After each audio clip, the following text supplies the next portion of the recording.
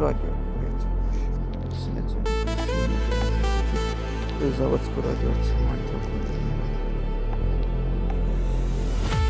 Bu da boş şimdi. Arasına.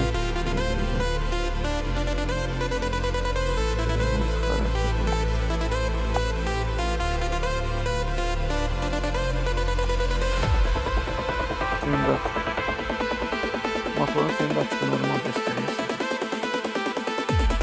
Suyunda açık normal gösteriyorsun. Yoksa sert gösteriyor. Şüphesi geçmiyor. Çünkü yıllarında su gösterici var. Silindir.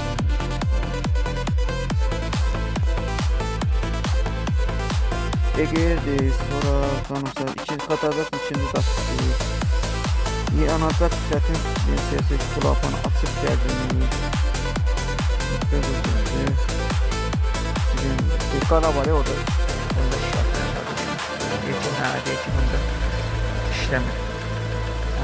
Bir de babininde problem var dostlar. Babinde problem. Dördüncüsünde şikayet edin. Ki dördüncüsünde problem. Olabilir Sivetson'da da problem olurlar. Müştüğünde de problem. Çok şey problem olabilir. Üçüncü silindir diyorsa üçüncü silindirde göster. Böyle geçiden etkin silindir olabilir.